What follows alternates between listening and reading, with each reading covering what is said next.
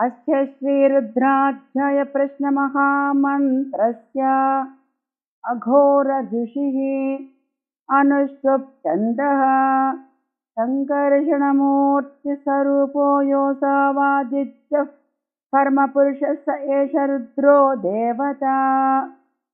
नमः शिवायेति बीजं शिवतरायेति शक्तिः महादेवायेति कीलकम् श्रीसाम्ब सदाशिव प्रसारसिद्ध्यर्थे जपे विनियोगः।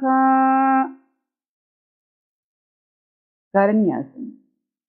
ॐ अग्निहोत्रात्मने अंगुष्ठाभ्या नमः। दर्शपूर्णमासात्मने तर्जनीभ्या नमः। चातुर्मास्यात्मने मध्यमाभ्या नमः। निरूढपशुबन्धात्मने अनामिकाभ्या नमः। ज्योतिष्ठोमात्मने कनिष्ठिकाभ्या नमः। सर्वकर्त्वात्मने करतलकरपृष्ठाभ्या नमः। हृदयन्यासम्। ॐ अग्निहोत्रात्मने हृदयाय नमः। दर्शपूर्णमासात्मने शिरसे स्वाहा। चातुर्मास्यात्मने शिखायै वषट्। निरूढपशुबन्धात्मने कवचाय हुम्। ज्योतिष्ठोमात्मने नेत्रत्रयाय वौषट्। सर्वकृत्वात्मने अस्त्राय फट्। भूर्भुवस्वरोमिति दिग्बन्धः। ध्यानम्। आपातालनभस्थलान्तभुवनब्रह्माण्डमाविस्फुरतु। आपातालनभस्थलान्तभुवनब्रह्माण्डमाविस्फुरतु। ज्योतिस्फाटिकलिङ्गमौलिविलसत्पूर्णेन्दुवान्तामृतैः। ज्योतिस्फाटिकलिङ्गमौलिविलसत्पूर्णेन्दुवान्तामृतैः।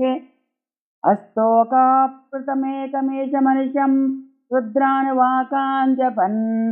अस्तोकाप्लुतमेकमेशमनिशं रुद्रानुवाकाञ्जपन्। ध्यायेदेवसिद्धये द्रौपदौ विप्रोऽभिषिञ्चे शिवम्। ध्यायेदेवसिद्धये द्रौपदौ विप्रोऽभिषिञ्चे शिवम्। ब्रह्माण्डव्याप्तदेहा भसितहिमरुच भासमाना भुजङ्गैः। ब्रह्माण्डव्याप्तदेहा भसितहिमरुचा भासमाना भुजङ्गैः। कण्ठे कालः कपर्दकल्पशशिकलाचण्डकोदण्ड हस्ताः। कण्ठे कालः कपर्दकल्पशशिकलाचण्डकोदण्ड हस्ताः। द्रक्षा रुद्राक्षमालाः प्रकटितविभवा शाम्भवा मूर्तिभेदाः। द्रक्षा रुद्राक्षमालाः प्रकटितविभवा शाम्भवा मूर्तिभेदाः। रुद्राश्रीरुद्रसूक्तप्रकटितविभवा नः प्रयच्छन्तु सौख्यम्। रुद्राश्रीरुद्रसूक्तप्रकटितविभवा नः प्रयच्छन्तु सौख्यम्।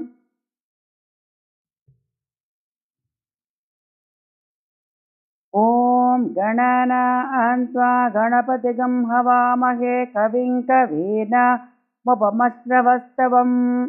ॐ गणनान्त्वा गणपतिगं हवामहे कविं कवीनामुपमश्रवस्तवम्। ॐ गणनान्त्वा गणपतिगं हवामहे कविं कवीनामुपमश्रवस्तवम्। ज्येष्ठराजं ब्रह्मणां ब्रह्मणस्पत आनशृण्वन्नोतिभिः सीदसादनम्।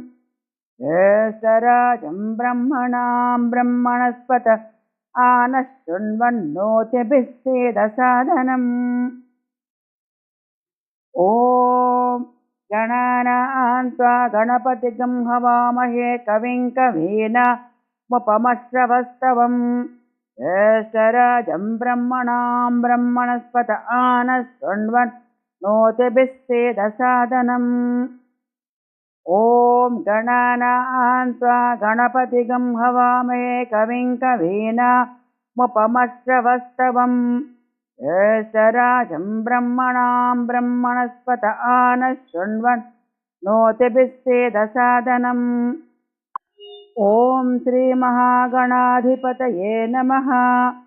ॐ श्रीमहागणाधिपतये नमः।